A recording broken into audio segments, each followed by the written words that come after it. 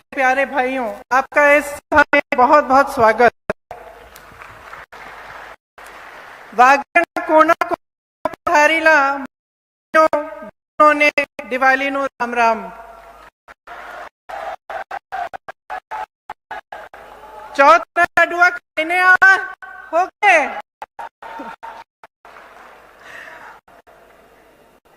હું વાગડને ભાઈઓ સંગ ભાઈ कुछ मावी मेरी मेरी मेरी प्यारी बहनों, मेरी प्यारी बहनों, आज त्योहार का दिन है। मैं जानती हूँ कि खास तौर से बहनों के लिए त्योहारों में कितना काम होता है, घर पे बहुत सारी चीजें करनी पड़ती है। इसीलिए मैं खास आज आपका आभार प्रकट करना चाहती हूँ कि ये सभा है। सिर्फ त्योहार नहीं, लेकिन का भी बहुत काम रहता है। गर्मी भी है, आपने इंतजार किया, इसके लिए बहुत बहुत धन्यवाद।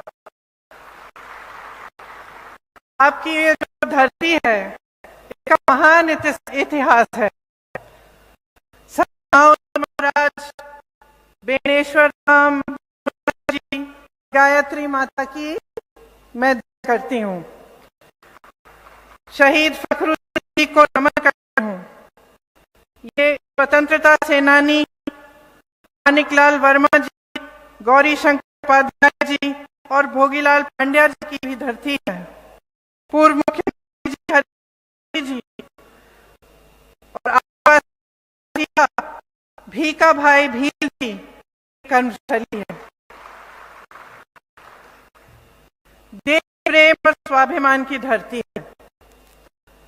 आप तो जानते ही हैं कि आज के दिन 110 साल पहले धाम में 1500 आदिवासी भाई आंदोलन में शहीद हुए। उनको बेरहमी से अंग्रेजों ने मार डाला। उनकी तरह सैकड़ों हजारों हमारे भाई बहन, हमारे पूर्वज हमारी आजादी के लिए लड़े। आज यहाँ इस पवित्र भूमि पर खड़े होकर मन में आती है कि आजादी है क्या। इसके लिए इतना जुनून था, इतने महापुरुष रहे, सबने अपनी जान दी, पूरा जीवन लड़ते लड़ते। तो आजादी है क्या बहनों? आजादी महात्मा गांधी जी की स्वतंत्रता है जो देश के हर एक वासी को महसूस होनी चाहिए। उस महिलाएं, आदिवासी लोग, धर्म के लोग हों, जो भी है, सबको ये महसूस होना चाहिए कि इस देश में मैं आजाद हूं। और गांधी जी एक बात कहते थे, खास बात कहते थे, जब तक ग्राम राज नहीं होगा, गांव में आजादी महसूस नहीं होगी, जब तक गांव में जो एक एक जन को अपनी का एहसास नहीं होगा, स्वतंत्र पूरी तरह।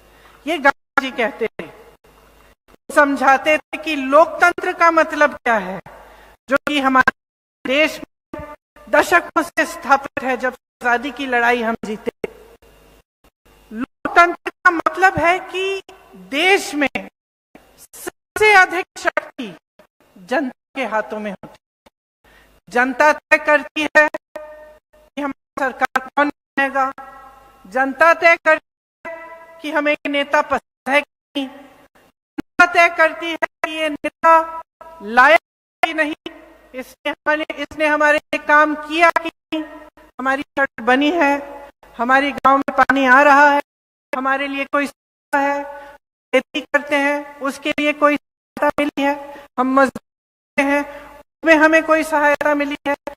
जनता तय करती है, इसी को लोकतंत्र कहते हैं।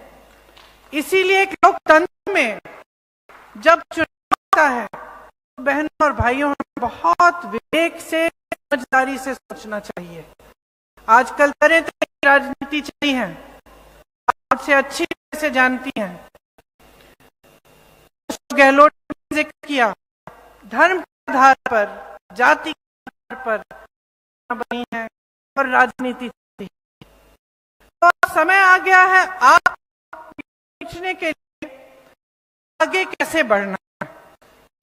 जब आपके यहाँ कोई वोट मांगने आता है और धर्म का नाम लेता है तो आपको क्या करना चाहिए, आपको क्या कहना चाहिए? हम सब धार्मिक हैं। हिंदुस्तान में ऐसा एक नहीं है जिसके दिल में धर्म बसा नहीं, वो धर्म का, ये हमारी प्रवृत्ति है।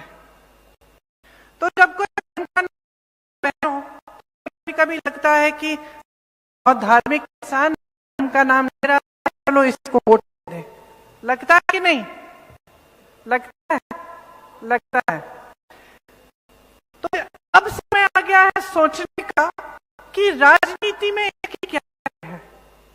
राजनीति में अगर आप जज्बा, आपके जो बात है, आपका जो धर्म है, उसका इस्तेमाल हो रहा है तो आपको सावधान होना पड़ेगा। आपको सोचना पड़ेगा कि ये जो हमारे पास आकर हम धर्म के नाम पर मांगते हैं, क्या ये हमारे लिए काम कर रहे हैं कि नहीं, कि धर्म का इस्तेमाल हो रहा है। पहचानना बहुत ही जरूरी है। अभी मैं यहाँ आने से पहले हम गायत्री माता के मंदिर में गए। गायत्री मंत्र है, ओम भूर्भुवः स्वाहा भर्गो देवस्य धीमहि धियो यो न प्रचोदयात्। ये मंत्र मेरी दादी ने मुझे सिखाया और मैंने अपने दोनों को सिखाया। और सिखाते समय ये जो मंत्र है, ये गायत्री का मंत्र है, माता का मंत्र है। गायत्री माता हमारी संस्कृति की रक्षा करती हैं। मेरी दादी इंदिरा जी कहती थी कि जो इस भूमि, इस धरती, देश की संस्कृति है वो यही है, सब धर्मों का आदर करना चाहिए, कि सब जितनी भी अलग अलग सोच, जितनी भी संस्कृतियां, अलग अलग संस्कृतियां हैं, जो आदिवासी संस्कृति है, जो कोई संस्कृति है, उन सब का आदर होना चाहिए। इंदिरा जी के शहीद होने से तकरीबन 40 साल गुजर चुके हैं। 2 दिन में जन्मदिवस आएगा। कुछ ही दिन पहले उनके शहादत दिवस था। लेकिन 40 साल बाद इंदिरा जी को याद करते हैं और सिर्फ नहीं, तो उनके सदस्य हैं, लेकिन ये पूरा देश याद करता है, क्योंकि इस पूरे देश ने उनको परिवार समान उनको अपने दिल में रखा। चाहे वो हिंदू, चाहे मुसलमान हो, चाहे मेरी भाई बहन हो, दलित हो, कुछ भी, इंदिरा जी प्यार से, प्रेम से और श्रद्धा से याद करते हैं, क्योंकि बहन भाइयों को समझ गए कि इंदिरा जी के दिल में उनके लिए श्रद्धा थी। इंदिरा जी ने अपना धर्म ये बनाया था, देश की सेवा करनी है, अपनी जान चली। इसीलिए बहनों और भाइयों, हमारी राजनीति की नींव है, जो महात्मा गांधी जी से लेकर लड़ाई से लेकर आज चली आ रही है, हमारी राजनीति की जो नींव है वो यही है कि हमारे दिल में सेवा भाव होना चाहिए। हम जनता को सर्वोपरि माने, और जो जनता की है, जो जनता का अधिकार है, जनता का हक है, वो जनता को वापस अपने हाथों में दे। कांग्रेस पार्टी की राजनीति रही है। सरकार बदलती रहती है हर साल, राजनीति भी बदल रही है। कहा राजनीति में धर्म का नाम आ गया है, जाति का नाम आ गया है। यहाँ हाल में एक ट्राइबल पार्टी भी आ गई है। आप देखा जो किस तरह से बिखर गई और उसके नेताओं ने किस तरह से लड़कर खुद पार्टी को तोड़ दिया। आप फिर देखते हैं कि ऐसे नेता हैं, जो कि जब चुनाव आता है तो धर्म का नाम उभर जाता है, धर्म की बातें होती हैं, घोषणाएं, चुनाव के बाद आपको पूछा जाता। जी ने इसका मिसाल दिया, कहा कि यहाँ पे घोषणा करके गए कि बड़ा करेंगे, नहीं हुआ, साल निकल गया। अब गहलोत जी कि हम खुद कराएंगे प्रदेश सरकार से, तो ये अलग तरह की राजनीति है। इस बीच नेता में सबके भाषण सुनते हो, कैसे मतलब कि कौन सच कह रहा है, कौन झूठ कह रहा है, कौन हमारे काम की बात कर रहा है, कौन फिल्म की बात कर रहा है, ये तो आपको करनी पड़ती है। एक सी बात है और इस चीज को आपको अच्छी तरह से पहचानना चाहिए। आपकी सरकार से क्या उम्मीद है? आपका जीवन संकटों से भरा हुआ है, मुश्किल जीवन है। आप खेती किसान करते हैं, सुबह से शाम तक काम करते हैं, मेहनत से अपने को पढ़ाते हैं, उनके लिए एक भविष्य चाहते हैं, अपने बेटों को सेना में भेजते हैं भर्ती करने के लिए, या फिर की परीक्षाएं हैं और पढ़ाते हैं ताकि उनका रोजगार बन जाए, भविष्य मजबूत बन जाए। तो आपकी सरकार से क्या उम्मीद होनी चाहिए? आपकी सरकार से उम्मीद होनी चाहिए जो ये है आपका, जिसमें संघर्ष कर रहे हैं, चाहे किसान हो, मजदूर हो, सरकारी कर्मचारी हो, छोटी सी छोटा सा कारोबार हो, इसमें आपको सरकार की तरफ से कुछ राहत, कुछ मदद मिलनी चाहिए। यही उम्मीद रखते हैं ना कि कोई समस्या उठती है तो आप सरकार के पास जा सकते हैं, विधायक के पास, अपनी सरकार के पास, और आपको समस्या का समाधान मांगना है। और उस सरकार की नीयत अच्छी होनी चाहिए, जो कोई समस्या है उसके समाधान के लिए पूरी तरह से काम करे। अब गहलोत जी ने की बात की, पठानों की बात की और कहा कि यहाँ भी इनका प्रयास है, काम करेंगे। आवारा पशु की बड़ी समस्या थी, वहां कांग्रेस की सरकार थी। कांग्रेस सरकार ने सोचा कि वह समस्या को दूर कैसे करें, तो उन्होंने पठान जिसमें जो स्वयं समूह की महिलाएं, उनको रोजगार मिला, गोबर खरीदने लगे, जैसे कि गहलोत जी अब यहाँ भी शुरू करेंगे अगर सरकार वापस आएगी। गोबर खरीदने लगे तो लोग घर में रहने लगे, महिलाओं को रोजगार, ऐसी महिलाओं से मैं मिली जिनको 1 लाख से 5 लाख की कमाई हो गई गौठानों से, महिलाओं की।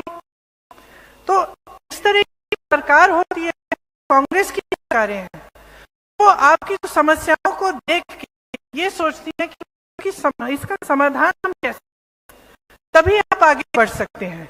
इंदिरा जी की बात हुई, क्या नहीं किया उन्होंने भाइयों और बहनों के लिए, लेकिन इस तरह से नहीं किया कि लिए कोई किसान होता है। उन्होंने इस भावना से किया कि जल, जंगल, जमीन पे आप अधिकार पहले से है।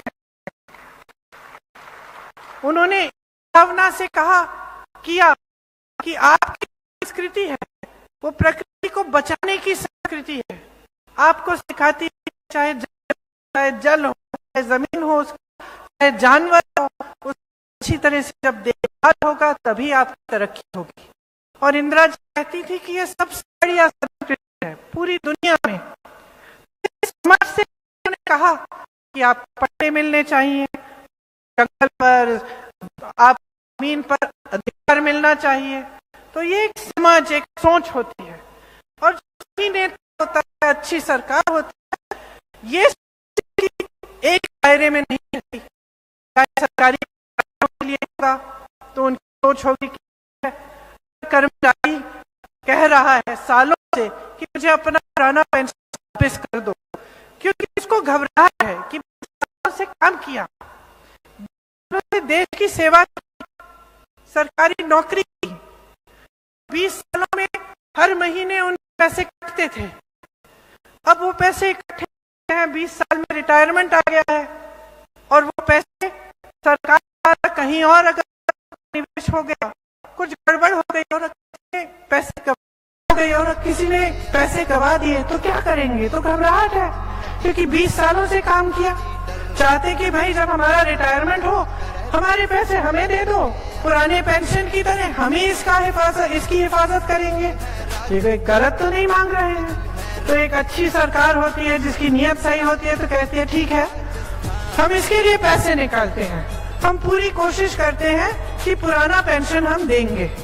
तो राजस्थान में, छत्तीसगढ़ में, कर्नाटका में, हिमाचल प्रदेश में कांग्रेस की सरकारें हैं और सरकारी अधिकारी हैं, जो कर्मचारी हैं, उनको पुराना पेंशन मिल रहा है। जहां आप भाजपा की सरकार देखते हैं वहां भाजपा के तमाम नेता, चाहे मुख्यमंत्री हो क्या हो, कहते हैं हमारे पास पैसे नहीं है इसको भरने के लिए। अब आप अगर देखें किसानों की तरफ, तो किसानों के लिए कितना काम हुआ है हमारी सरकार में। यहाँ राजस्थान में ही कितना काम हुआ है।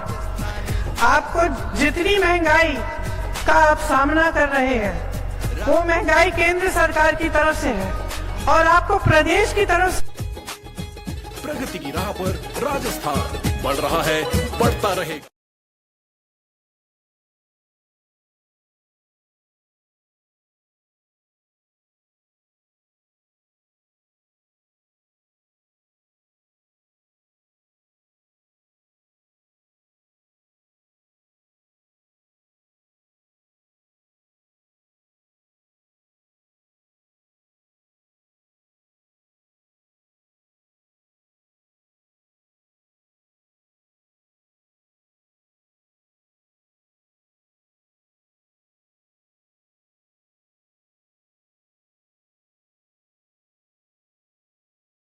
बंद कर दिए इन्होंने।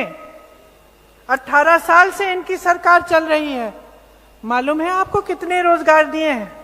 मध्य प्रदेश की सरकार, भाजपा की जो सरकार है, जहां मोदी जी कहते हैं कि हम करोड़ों रोजगार देंगे, किसानों की आमदनी दुगनी करेंगे। 18 साल गुजर गए हैं और पिछले 3.5 सालों में मात्र 21 रोजगार दिए हैं। 21 रोजगार भाई और बहनों। और अगर कांग्रेस के प्रदेशों से तुलना करें तो आपको पता चलता है कि कांग्रेस की जो सरकारें हैं कितना अच्छा। और अगर कांग्रेस के प्रदेशों से तुलना करें तो आपको पता चलता है कि कांग्रेस की जो सरकारें हैं कितना अच्छा काम कर रही हैं। यहाँ आपको मालूम है इंदिरा रसोई खोली गई, 8 रुपए में भरपेट भोजन मिलता है। पूरे देश में लोग महंगाई से त्रस्त हैं, परेशान हैं। बहनें, अभी दिवाली चल रही है, धनतेरस था, आपको कुछ खरीदने जाना था, घर की लिपाई पुताई करनी थी, कितनी महंगाई हो गई है। अगर प्रदेश की सरकार ने महंगाई के राहत के कैंप नहीं लगाए होते तो आप कैसे सामना करते? आज ये जो महंगाई के राहत कैंप हैं, आप सोचिए कि क्या नौबत आ गई है कि केंद्र की सरकार इतनी महंगाई बढ़ा रही है कि प्रदेश की सरकारों को महंगाई राहत कैंप बनाने पड़ रहे हैं आपकी मदद के लिए, आपकी सहायता के लिए। अगर ये सब नहीं होता तो त्योहार आता तो घबराहट होती है।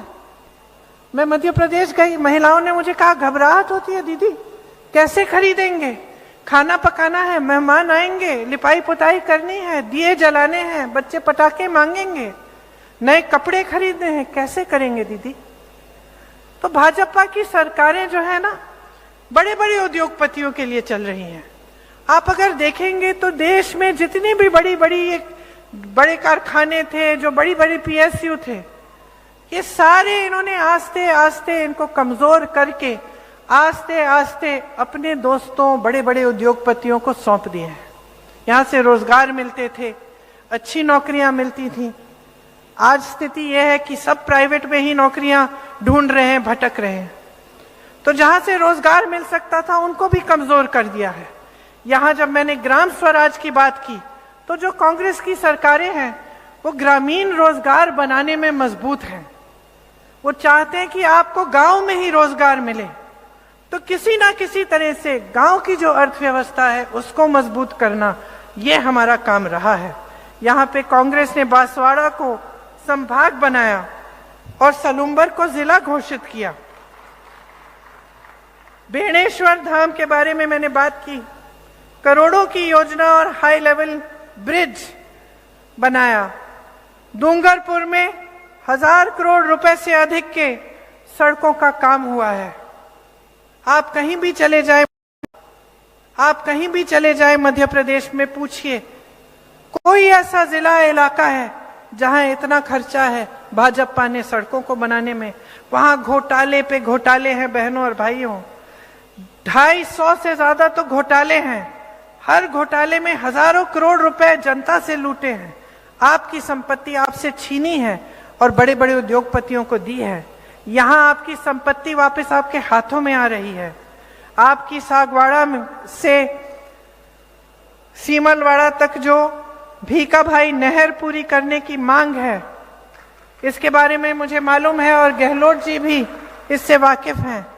और इस मांग को गहलोत जी आप अगर वापस सरकार में आएंगे तो जरूर पूरा करेंगे।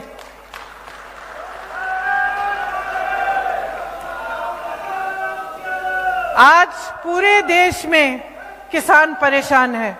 आपने खुद देखा कुछ 1.5 साल पहले जब किसान आंदोलन कर रहे थे, लाखों किसान दिल्ली में थे। आपको याद होगा सर्दी का मौसम था। आपको याद होगा कि उस समय सैकड़ों किसान शहीद भी हुए।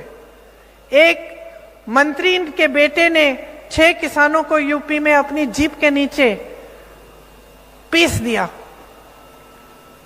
फिर भी हमारे प्रधानमंत्री अपने घर से निकल के उनसे बात करने तक नहीं आए। फिर भी उनकी समस्याओं के लिए सुनने के लिए कोई नहीं आया। महीनों के लिए बैठे रहे, पानी नहीं था, बिजली नहीं थी, बैठे रहे महीनों के लिए, अपनी खेती को छोड़ के बैठे रहे अपने लिए आंदोलन करने के लिए। किसी ने उनको पूछा नहीं। जैसे जैसे चुनाव आ रहा था बहनों और भाइयों, अचानक वो कानून वापस ले लिए, क्योंकि इस सरकार का ध्यान सिर्फ चुनाव पे रहता है। आज किसान जूझ रहा है, महंगाई इतनी है, जीएसटी जो केंद्र द्वारा लगाई हुई टैक्स है हर चीज पे है, उसके ऊपर से पेट्रोल डीजल कितना महंगा है, ट्रैक्टर पर भी जीएसटी है। तो ये सब जब महंगाई इतनी है और मुश्किलें भरी हुई हैं तो देश का किसान क्या करे। यहाँ पर हमारी सरकार ने सोचा कि जब इतनी परेशानियां हैं तो अगर हम कर्ज माफ कर लें तो कम से कम कुछ राहत मिल जाएगी। ये सिर्फ कांग्रेस के प्रदेशों में ये काम हो रहा है और यहाँ राजस्थान में लाखों किसानों को 14,000 करोड़ तक उनका कर्ज माफ किया गया है। आपने कहा गहलोत जी कि जब लंपी महामारी आई थी तो सबसे ज्यादा मुआवजा भी यहाँ दिया आपने। ये सारे जो अच्छे काम हैं बहनों और भाइयों, ये भाजपा बंद कर देगी। याद रखिए, ना ओपीएस आपको पुराना पेंशन स्कीम मिलेगा, ना आपको ये राहत मिलेगी, ना आपके कर्ज माफ होंगे, ना आपकी बिजली के बिल कम किए जाएंगे, ना ये जो सारी जो आपको ये जो निःशुल्क स्वास्थ्य की सुविधाएं मिलती हैं। मालूम है मध्य प्रदेश में स्वास्थ्य की अगर सुविधा चाहिए तो सिर्फ प्राइवेट में जा सकते हैं, क्योंकि जो सरकारी व्यवस्था है वो तकरीबन ठप हो गई है। यहाँ पे आपको बहुत सुविधा मिलती है। यहाँ पिछली बार मैं आई थी तो मैं किसी से मिली थी जिनका जो हार्ट की सर्जरी है वो सरकार ने कराई और उनको 1 पैसा नहीं देना पड़ा। तो देखिए, लंबी बातें कर सकती हूँ, लेकिन मोटी मोटी बात यह है कि आपको पहचानना पड़ेगा कि आपकी भलाई के लिए कौन काम करता है। इसके लिए जागरूकता की जरूरत है। आपको जागरूक बनना पड़ेगा और आपको खुद तय करना पड़ेगा कि आपके लिए आपको कैसी सरकार चाहिए। 5 सालों के लिए आपको ऐसी सरकार चाहिए जो आपको राहत दे, जो स्वास्थ्य सुविधाएं, शिक्षा की सुविधाएं, नौजवानों के लिए रोजगार और इन सबको मजबूत करे। या फिर आपको ऐसी सरकार चाहिए जो आपके जज्बातों से खेले, धर्म का नाम ले, जाति का नाम ले, लेकिन आपके लिए कुछ काम करके नहीं दिखाए। ये एक बहुत बड़ा निर्णय है जो आप कुछ दिनों में लेने जा रहे हैं। आपको समझना पड़ेगा कि आज जो परिस्थितियां हैं इस देश में वो ये है कि देश का किसान एक दिन में 27 रुपए औसत कमाता है और बड़े उद्योगपति अडानी जी, जो मोदी जी के खास दोस्त हैं, जिन्हें मोदी जी ने देश की सारी संपत्ति दे रखी है, वो 16,000 करोड़ रुपए एक दिन में कमाते हैं। एक दिन में 16,000 रुपए एक इंसान कमाता है, जिसको सरकार पूरी सहायता, पूरी सहूलियत देती है। जिसके कर्ज माफ हो जाते हैं हजारों करोड़ के, और वही सरकार आपसे कहती है कि किसानों का कर्ज माफ करने के पास उसके पास पैसे नहीं है। वही मोदी जी जो इन बड़े बड़े उद्योगपतियों को मदद करते हैं, जब आपके संकट आते हैं तो अपना मुंह फेर देते हैं। तो आपको समझने की जरूरत है और आपको जागरूकता दिखाने की जरूरत है। आप सबसे ज्यादा विवेक आप में है। इंदिरा जी हमेशा कहती थी जनता में सबसे ज्यादा विवेक है, तो अपनी समझदारी से, अपने विवेक से अपना वोट दीजिए। यहां हमने कुछ नई घोषणाएं भी की हैं और उनका आधार ये है कि जो हमने पहले घोषणा की थी उनको पूरा करने का काम हमने किया, और हमने ऐसी बहुत सारी चीजें की आपके लिए जिससे आपको सहूलियत और आपको की सहायता हुई। तो जो नई घोषणाएं हैं जो हम इस चुनाव के लिए कर रहे हैं, उसमें सबसे पहले जो पुरानी पेंशन की स्कीम है उसकी हम कानूनी गारंटी देंगे। मतलब हम कानून बना देंगे कि आपको मिलना है। 1 करोड़ परिवारों को 500 रुपए में आपको गैस का सिलेंडर मिलेगा। महिला मुखिया को 10,000 रुपए सालाना मिलेंगे। 2 रुपए प्रति किलो आपसे गोबर खरीदा जाएगा। सरकारी कॉलेज के पहले साल के विद्यार्थियों को लैपटॉप और टैबलेट मिलेगी। प्राकृतिक आपदा के पीड़ित परिवारों को 15 लाख तक का फ्री बीमा मिलेगा। हर छात्र को अंग्रेजी मीडियम शिक्षा की गारंटी मिलेगी। देखिए बहनों और भाइयों, आपको एक बहुत बड़ा निर्णय करना है और मैं आशा करती हूं कि आप सोच समझ के जब निर्णय करेंगे तो आप एक ऐसी सरकार चुनेंगे जो आपके लिए एकजुट होकर काम करेगी। आज अगर आप भाजपा को देखें तो राजस्थान में एक बिखरी हुई पार्टी है। उनसे पूछिए उनके सीएम का चेहरा कौन है, इसका भी जवाब नहीं दे सकते। मोदी जी प्रदेश के कोने कोने में घूम रहे हैं। कभी कभी लगता है कि अपना सीएम ढूंढने के लिए निकले हैं कि कोने कोने में जाकर सीएम का चेहरा ढूंढें। जो उनके नेता हैं उन पे खुद ही विश्वास नहीं है, अपने नाम पर वोट मांग रहे हैं, तो आपका प्रदेश चलाएगा कौन? मोदी जी तो नहीं आएंगे दिल्ली से चलाने के लिए यहाँ राजस्थान का कोई चाहिए। जो बड़े बड़े नेता हैं इनके, उनको परे कर दिया है, अपने नाम पे वोट मांग रहे हैं। तो हर स्तर पे आप देखेंगे तो जो ये कह रहे हैं ना, जो आपके सामने ये लोग भाषण देते हैं, जो घोषणाएं करते हैं, जो बातें उठाते हैं, उनसे आपको पता चल जाना चाहिए कि उनकी नीयत ठीक नहीं है। आपने गहलोत जी की सरकार देखी, 5 सालों में जैसे वो कह रहे हैं कि जितना मांगो आप मांगते मांगते थक जाओगे, मैं देते देते थकूंगा नहीं। उनकी ये नीयत है, कांग्रेस पार्टी के यही सिद्धांत है। तो मैं आशा करती हूं कि मैंने बहुत लंबी बातें की, आप मन में रखते हुए ही जब वोट डालने जाएंगे तो कांग्रेस पार्टी के जितने भी उम्मीदवार हैं उनको भारी बहुमत से जिताएंगे, ताकि आप सुरक्षित रहें, आपका भविष्य